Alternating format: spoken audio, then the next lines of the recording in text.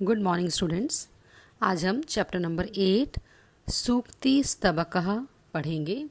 सूक्ति स्तबकः, सूक्तियाँ क्या हैं? सूक्तियाँ जो हमको सीख देती हैं कि हमें क्या करना चाहिए, क्या नहीं करना चाहिए, और ये सूक्तियाँ हमारे जीवन को बहुमूल्य बनाती हैं। तो आइए देखते हैं इन जीवन उपयोगी सूक्तियों में क्या समझाया गया है या हमें किस रास्ते पर चलने की प्रेरणा दी गई है। पहला श्लोक देखिए। उद्यमेन हि सिद्ध्यन्ति कार्याणि न मनोरथै न हि सुप्तस्य सिंहस्य प्रविशन्ति मुखे मृगः। उद्यमेन यानी उद्यम करने से, उद्यम अर्थात मेहनत, मेहनत करने से ही सिद्ध्यन्ति सिद्ध होते हैं, सफल होते हैं। कार्याणि यानी कार्य, कार्य किससे सिद्ध होते हैं? कार्य मेहनत करने से सफल होते हैं। न मनोरथै, मनोरथ यानी इच्छा, केवल कल्पना करना या केवल मन में सोचना। तो कार्य जो है मेहनत करने से सफल होते हैं, केवल इच्छा करने से नहीं। जैसे कि न ही सुप्तस्य सिंहस्य, सोए हुए, सुप्तस्य सोए हुए, सिंहस्य यानी शेर के, प्रविशन्ति प्रवेश करते हैं, मुखे मुख में, मृगः यानी हिरन, यानी यदि शेर जो है जंगल का राजा कहलाता है, अगर वो सोया रहे तो जो मृग है, जो हिरन है, वो अपने आप ही उसके मुंह में नहीं चले जाते। शेर को भी क्या करना पड़ता है? अपने भोजन के लिए प्रयास करना पड़ता है, हिरन का शिकार करना पड़ता है।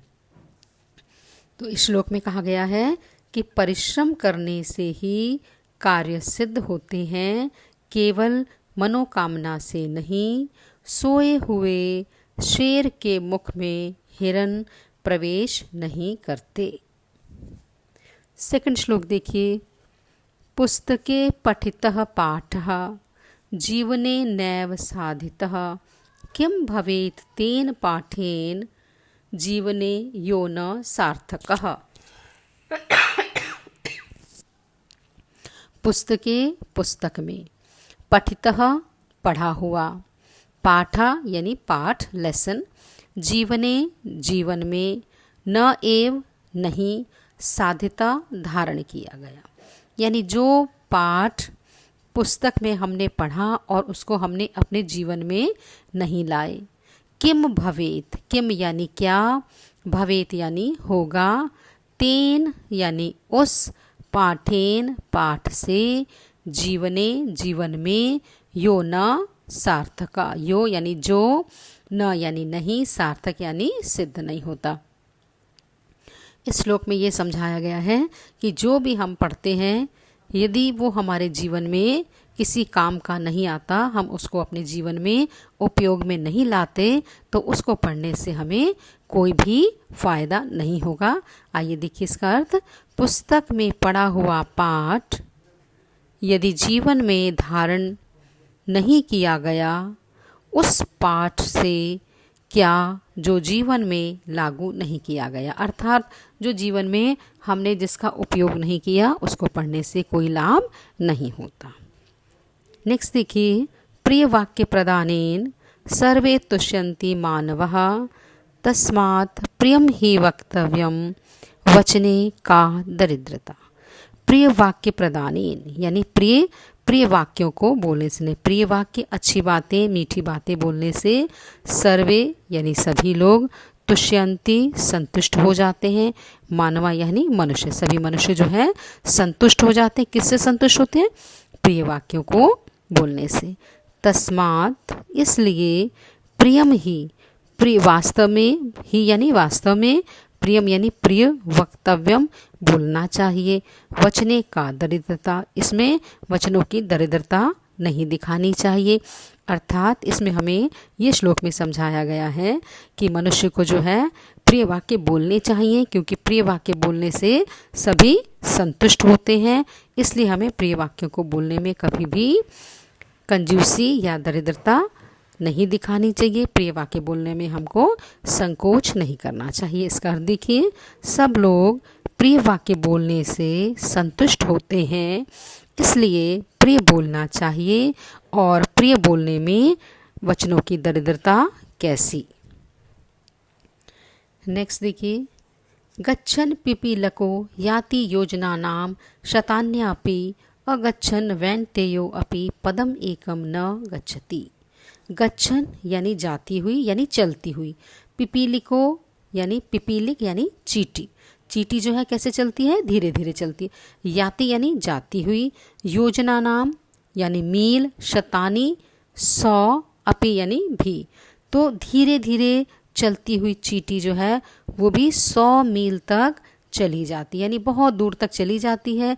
जबकि चींटी क्या है, एक बहुत छोटा सा प्राणी है और जो बहुत धीरे धीरे चलती है, लेकिन जब वो निरंतर चलती है तो वो 100 मील तक भी चली जाती है। अगच्छन् यानी ना जाता हुआ, यानी जो कि रुका हुआ है, जो कि बैठा हुआ है। कौन, वैन्तेयो, वैन्ते यानी गरुड़, पदम एकम, एक कदम भी न गच्छति, एक कदम भी नहीं चलता।